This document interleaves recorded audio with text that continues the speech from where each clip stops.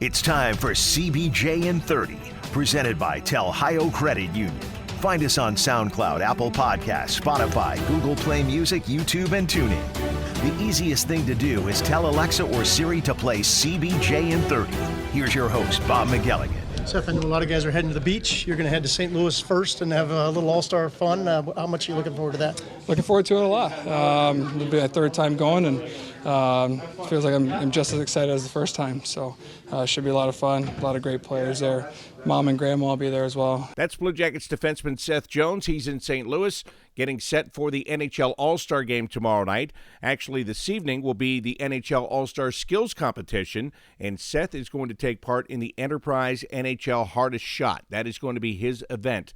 That will be televised tonight. The skills competition starts at 8 o'clock. You can see it on NBC Sports Network. Then the game itself is going to be tomorrow night at 8 o'clock. I say game. Of course, it's the 3-on-3 tournament.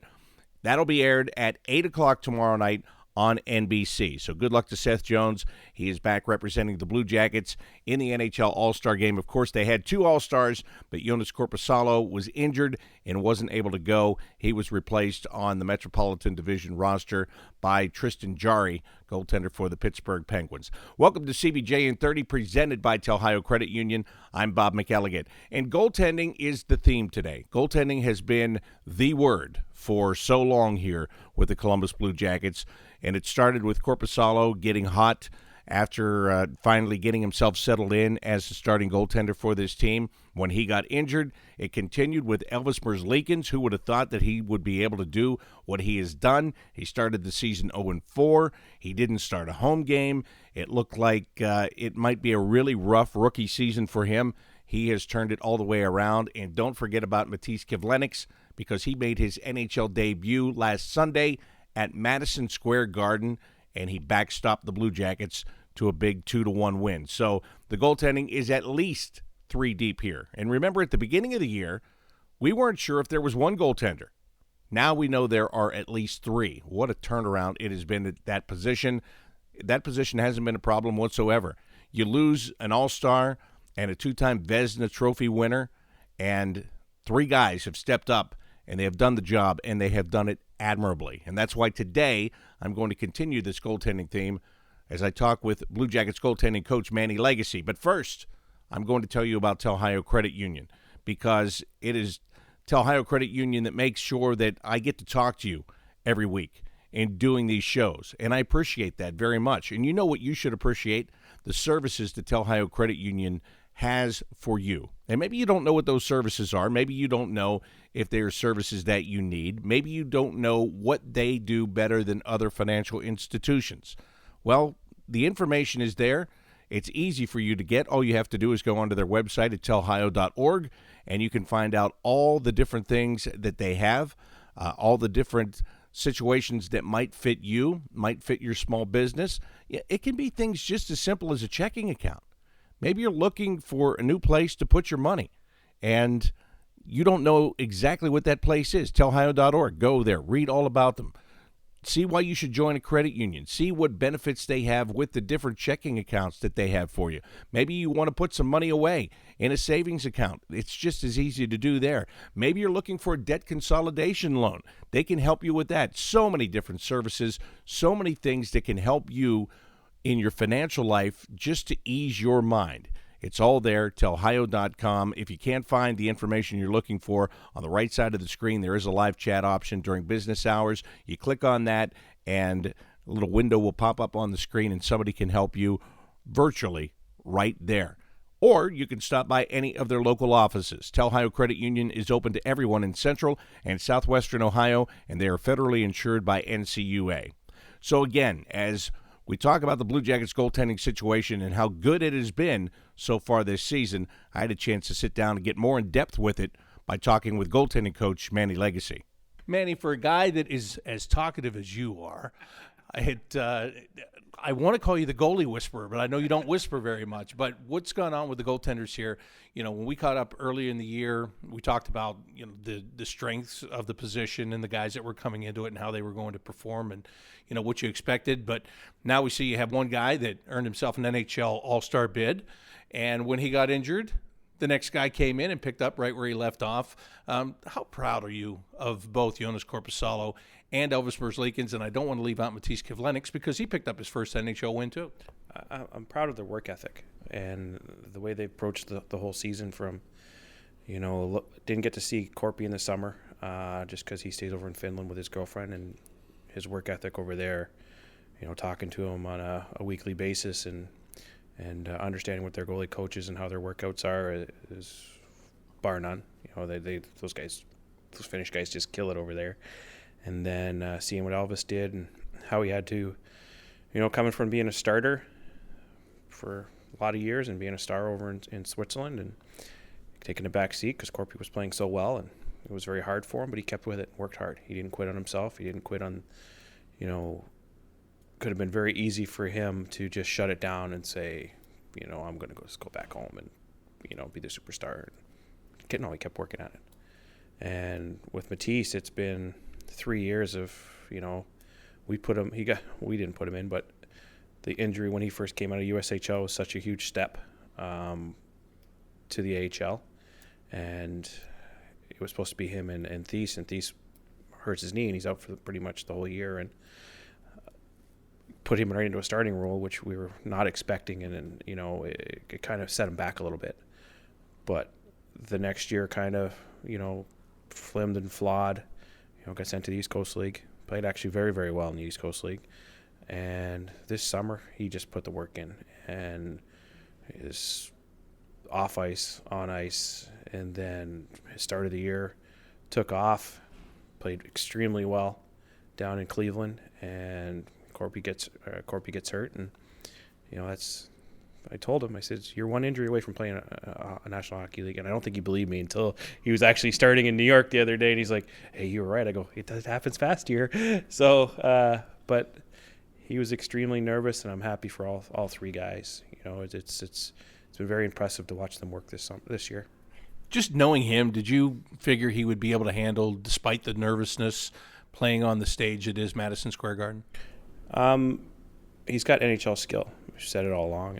It's his is just between the ears, and it's confidence and maturity. He's only 22, so that's what it is. It's just all confidence and maturity, and he's still growing up, and he wasn't put in some great situations, and I think the confidence got kicked in the teeth a little bit because coming out of USHL, he was goalie of the year, and when you don't have success and you have all this success for 3 years in a row, I think he was goalie of the year in the North American League, then he was goalie of the year in the USHL. So, and then to come out and go, I'm not really ready to be in the AHL, which is, I told him, I said, it's a huge, enormous step, and you're taking a leap that most guys cannot do. But he has NHL skill. He really does. And, him making the step into a game, I knew he could do it. It's just putting it all together, and he's starting to learn how to be a pro. And that's where I think it came in this summer. He's really learning how to become a professional. And he's still 22 years old. But as you said, he had come over to North America. He's been playing on the NHL-sized rinks for a number of years, and I think that showed when you saw him play against the Rangers. Very, controlled in his crease, very technical. Elvis Merzlikins, a little bit different. I don't want to say out of control. Maybe at times he is, but he is so athletic that he can make up for some flaws. It's obvious to see now that his timing is way better than it was earlier in the year as far as, the speed of the game, the timing of the shots, and it looks like he has the angles a little bit more figured out now too, right? Yeah, he's still learning. He's still got a long way to go. Wait to see what this guy's going to do in 5 years. He's still his rookie year, and he's in first time over in North American ice. It's, he's blown me out of the water of what I thought he was going to be able to do this year. I didn't think he'd be able to play as well as he has over these last 11 games that he started. Because I just knew it's such a big learning curve, and it's learning on the highest stage, not like he learned in AHL where it's a little bit slower. Guys are still skilled, and guys can still shoot the puck just as hard as they shoot the puck here, and their releases are the exact same. It's just when you have four lines up here flying, it's a fast game, and that's the only difference. The shot and everything else is exactly the same in the AHL. Just the speed up here is just a little bit faster, and didn't think he'd be able to catch it this quick, and that's a credit to him. You know, he's like I said, he never got down on himself where he shut himself down to working, and it's paying off for him right now. But he's still got a long way to go and a long way to learn. You know, and it's been really good. It's fun to work with too. You know, he's got the edge, and we have a lot of laughs, and we rip on each other. And we have actually 3 good goalies up here right now who we have a lot of fun. We work hard, but it's fun. We laugh at each other a lot, so it's good. Talking with Manny Legacy, Blue Jackets goaltending coach. You know, in your career, you were a backup. For Elvis, does it mean a lot to him to be the man? I mean, how much did that help once he got thrown into that role and he knew he was going to get the starts? How much did that just change his entire demeanor, in your opinion? It's changed everything. He was trying too hard. At the beginning of the year, he was trying to make an impression on everybody and showing that he's the man and showing that he can handle this. And then when you're not fully aware of what's really going on, and then you're trying on top of it, instead of just letting the progression happen and learning steps. And, you know, he was trying to do so much during games, and it was backfiring because these guys are pretty good out here, you know, and you try and take too much, they'll light you up. And now he doesn't have to prove it, you know, because Korpi's gone, you know, for another, who knows, you know, and he doesn't have to prove it. He doesn't have to go out there and prove anything. He's just got to play his games. And now he's kind of settling back into where he was mentally as a starter in the last couple of years, and just playing his game and not trying to show off and to Torts and the upper management so he gets the next game. You know, that was his thing. We talked about it a lot, and you know, it's hard to, when you're the starter for that many years and have that success, it's hard to pull back, you know, when you want to just show. And he's got that personality where, you know, he likes the limelight and he likes the big stage, and it's showing, you know, in his play. And, you know, that's why if he's got great mental, his mental ability is awesome, you know, and people are asking me now that, you know, when he hits like a downside of mental, he's on the upside right now, that he's going to fall off. I go, do you guys not remember he started 0-5? I go, he was on the downside, and he gave up 7 in his first game. I said, and he was still going up, you know. So I'm not worried about this man's mental game at all. You know, it's very. I wish I had some, you know, when I played, but yeah, not worried about the mental side. Still just learning and you know, improving, and it's still got a long way to go, but it's nice to see his work is paying off. I was reading some things this week, and the people were being asked about him and who his style reminds him of or whatever. The name Dominik Hasek came up a number of times, and I'm going to ask you because you were Dominik Hasek's teammate. You know exactly how he competed, exactly how he played. Are there any comparisons in your mind? No, it's totally different, two styles, and they're seeing the athleticness of him making up for, you know, some reads that, you know, in 2 more years he won't have to make up for, you know, and he is so athletic and he can get there, and they're all thinking, well, that's the same style that Dom played. Well, Dom perfected the lie down, you know, like he just did, like he just perfected the lie down, and his compete level, and it was off the charts. Like you didn't see him do a lot before practice or do a lot after practice, but when he was in practice for that hour or 45 minutes or 30 minutes, however long we're out there, you couldn't score on him. Like and he would get mad, you know, if you scored on him. Like it was that competitive. And Elvis is the same way. Like he's that competitive. That's where the comparisons I see, the competitive level is just, you're not scoring on me today, and I don't care, you know, and I'm going to compete as hard as I can, you know, because he doesn't want to be the guy behind it. He wants to be up front and take the bull by the horns, and that was Dom. You know, he was just, but style-wise, you know, just because he's making some athletic saves and flying across, but it's 2 different styles, you know, and he's got a long way to catch Dominik Hasek, I'll tell you that. If he didn't have that athleticism, could he have made the adjustment as quickly as he has here? No chance. There's no chance. Especially the way these guys play today. There's no holds ups. There's no, you know, a lot of power plays, a lot of net crashing. There's just, goalies have to go after a save or before a save 10 different ways at the drop of a hat, and if you're not athletic and you're coming over here for the first time and you come to the NHL, you'll get lit up in a hurry.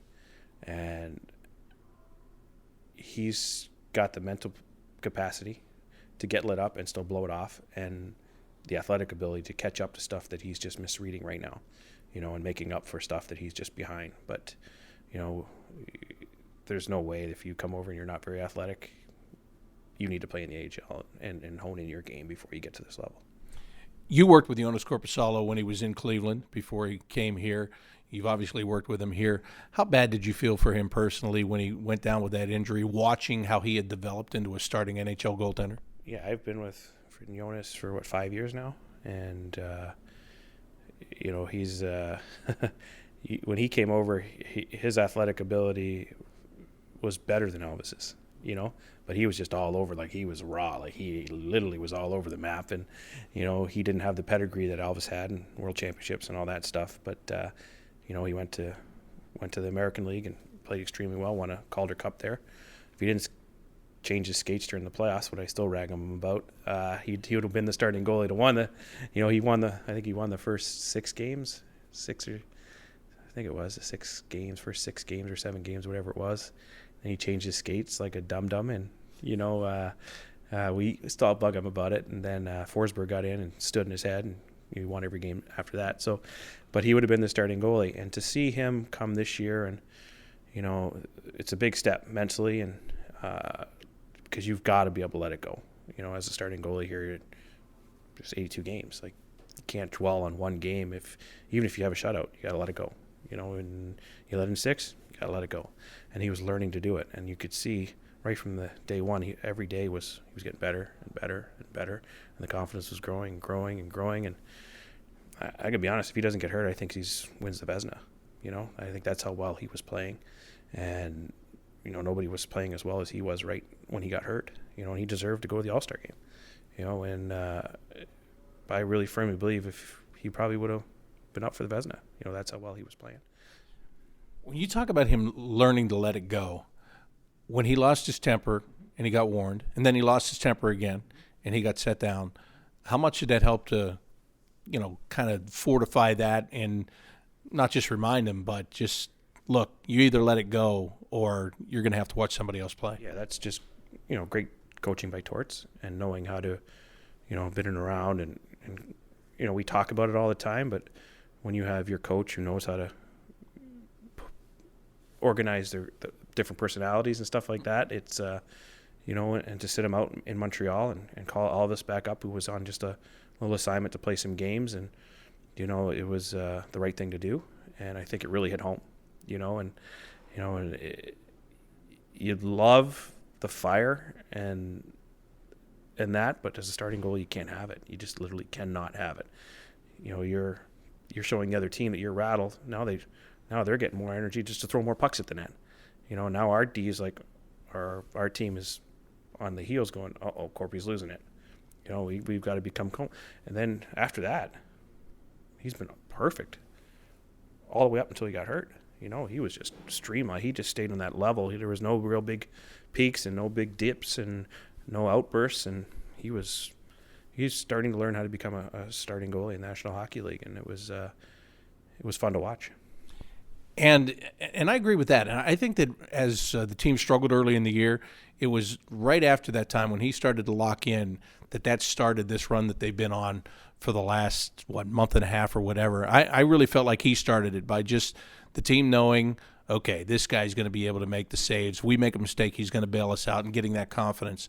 But as well as all 3 of these guys have been playing, what can you say about the way the guys in front of them are playing too, and the shot blocks, which have been ridiculous at times, and the team defense kind of shoring itself up to help those guys? Oh, it's everyone says we struggled at the beginning of the year. I don't believe we did. We dominated games. I could think of 5 or 6 games we should have won by 6-7 goals, and we lost. We just couldn't get breaks and couldn't get puck luck, and the pucks weren't going to the net, and this has been a team effort to turn this around, and for 10 guys to go down and our young guys to come up and step in and play key roles in every situation. And then, like you're saying, like the whole defensive side for the last 2-3 months is just gone off the charts. Blocking shots, and PK has been unbelievable. Our power play's been stepping up.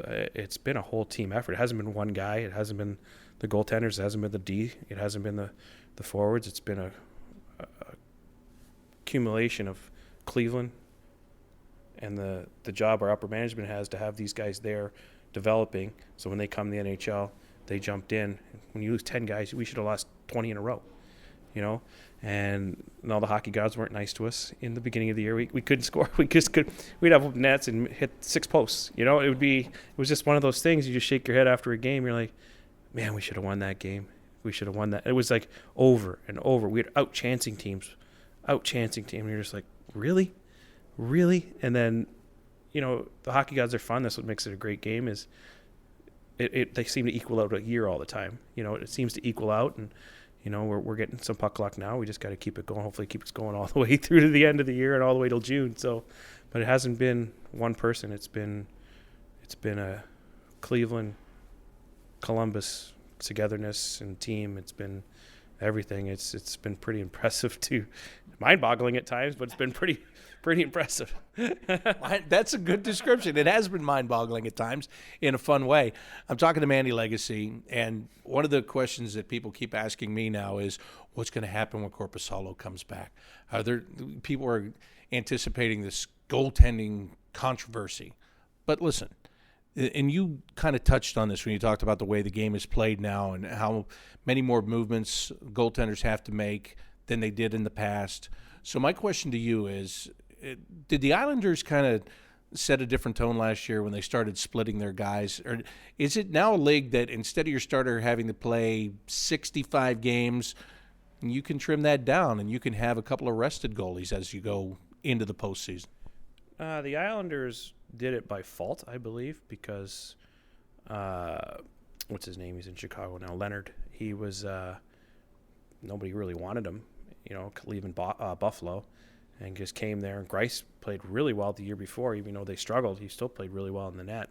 So they weren't going to sit Greiss and just have Leonard come in, and they weren't going to sit Leonard, So they just let them play back and forth, and it seemed to work. And then their team defense, the way that their coaching staff has that team playing defensively, it's like the old days. They shut down teams. It's crazy. I don't know how they're doing it. And and they protected their goalies very, very well. And it was a beautiful thing to watch because I think they set like a record for the last 5 years in goals against. Like it was very impressive, and both goalies were firing. So if you have two goalies that are firing, and you can play them 40 games each, and they're both just firing the whole year, when you get into playoffs, you're going to have two rested goaltenders, and obviously you're going to have the pick of who's hotter going into the playoffs. And that would be an unbelievable problem to have. If you could have two guys firing all year, and then the last 2 weeks is whoever's playing better, it's going in. If the other guy messes up, you put the other guy in, see how far he's going to run. And it's especially this with the travel and the way that the game's played now. It's not like goalies can rest mentally anymore during a game. When even in mid 2000s, when I was with Detroit and I knew we were playing a team like Phoenix that wasn't very good at the time, or you're going to play New Jersey, basically it's a mental, because New Jersey wasn't going to come at you offensively, and all we had to do was just hold them up. Once we got up 2-3 goals, we could just hold everybody up, and you weren't getting around my D. So basically the third period was like, I might have 3 good scoring chances. Now I'm counting. I do the scoring chances now. We're at 12, 13. That's a good night. There's some nights teams are getting 20, and we're getting 20. And that's, you go into third period, you could still have 6 more great scoring chances against you, and it could be 3 goals. Where third period before, if we were up 3 goals, I might have to make 1 save in the third period, and if it goes in, I might not never see another scoring chance again. But that's the difference. There's no holdups. There's no, you can't take anybody out. Refs are calling everything tighter. Once those sticks go up, it's a penalty. So teams seem like they're on the power play all the time. And the refs are only human. When it's 3-0, they're going to lean the other way to give the other team a little break to get back in it. So mentally, you can't shut off. There's no downtime for a goaltender.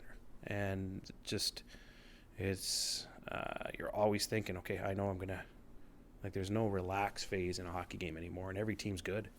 Every team's good. Every team can beat you on any given night. Well, by that formula, if you look at things, Elvis didn't play a lot in the early part of the season because Korpisalo was playing so much. Then Korpi gets injured and is going to spend about 6 weeks on the shelf and not play.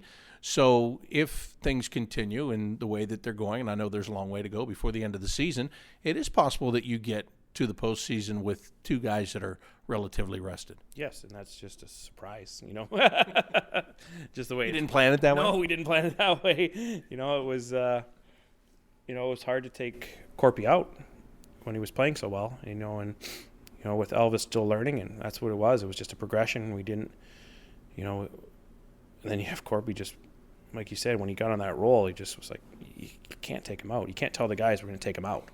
And just the way that we were building, trying to get back into it, and then to get hurt, and then for Elvis to do what he's been doing is unbelievable, But if you can keep your starting goalie, if you had a starting goalie, which, would be around that 55, but if you have two guys that are going, you have 42, and you're getting grade A goaltending every night, it's going to be a great problem to have. Hopefully it does happen. Now these breaks, like All-Star break and then the 5-day break, I know they concern coaches. As a goalie coach, when you're going to have your guys not on the ice and they're going to go off on their own and you're hoping they're doing what they're supposed to do and all that, do you have any concerns about that stuff? Yeah, because I had to go through it. We used to have to do that Olympic break, and it was very hard. You were 3 weeks off to turn it over, and and I would skate, so I usually stayed in Detroit and just hung out, and I would just go and find ice and skate. But we had 3 weeks off. We didn't have just 5 days off. But I found it extremely hard when I came back. I was worried more about injuries. That's more what I'm worried about, is injuries. And it's gonna be nice for the guys to just deflate and get away from it for a little bit. And I just wish that the All-Star guys could also do that too. They have to go to the game and they only get a couple days off now instead of the full 8 days or whatever it is. But wish there was a way that those guys who are the key players in every team, you want them resting the most, especially Seth Jones, who plays 60 minutes a night. I think it's unbelievable. I mean, the guy never gets tired. It's unbelievable. You want those guys to rest. There's got to figure out a way to rest those guys too. But for the goalies, it's just more for me is just staying flexible and stretching, and so you're not going to pull something when you get back. And that's the fear that I have, is just not mentally. It's more of just don't hurt yourself when you get back. So I've been yelling at Elvis just to be stretching, and and Kivi's going to go down and play some games in Cleveland, and then I think they go back even before we go back, so they have their All-Star break too. So he's going to go play some games, and then he's going to come back and practice up there once, and then come to our practice. So he's not going to have that much time, poor guy. But that's the young guys. But Elvis, yeah, but you know what the thing is, what the good thing is, and I just thought of this that you asked, his league would always take a break. They would shut down all the time. I never even thought of that until now. Thanks, buddy. That's what I'm here for. Now you even made me feel better. Yeah, you've been wondering all year, what are you here for? That's what I'm here for. Christmas, they'd shut down, they shut down for World Junior stuff. They shut down all the time for a week. I forgot about that. So he should be quite used to it. He damn well better be. Well, we're going to find out next week in Buffalo. Manny, thanks very much. I appreciate it. Always great talking to you and having you around. And I'm glad your guys are playing well, because it gives us all an excuse to talk to you more and give you a big pat on the back. Oh, thanks. I don't stop any pucks, so don't pat me on the back. I don't remember me stopping one puck all year. It's just a credit to what these guys are doing, and it's fun to watch them. That is Blue Jackets goaltending coach Manny Legacy. He has these guys playing at the top of their game right now. And, of course, that team defense that is going on in front of those goaltenders is making their job easier. But it's two parts of the game that have to work in complete unison, the goaltending and the defense, the shot blocking. You've got to be able to read. You've got to be able to talk to your defensemen. And everybody is on the same page and has been doing that extremely well. Again, tonight Seth Jones is going to compete in the hardest shot event in the NHL skills competition. It is televised starting at 8 o'clock tonight on NBC Sportsnet. The All-Star game tomorrow night, 8 o'clock on NBC. Then the Blue Jackets, the Blue Jackets are on their break. Seth will get his break started after the All-Star game. The Blue Jackets are going to be off all next week and will not return to action until next Saturday in Buffalo when they take on the Sabres. So it's going to be a long break. No Blue Jackets hockey, but just take the time to just relax your mind, because when this break is over, I can tell you this, you'll be right back in the thick of the playoff race. The Blue Jackets are in a wild card spot. They're going to have to fight to hold on to that wild card spot. They have a chance to get up into the top 3 in the Metropolitan Division. That is certainly in sight. So it's going to be a wild ride.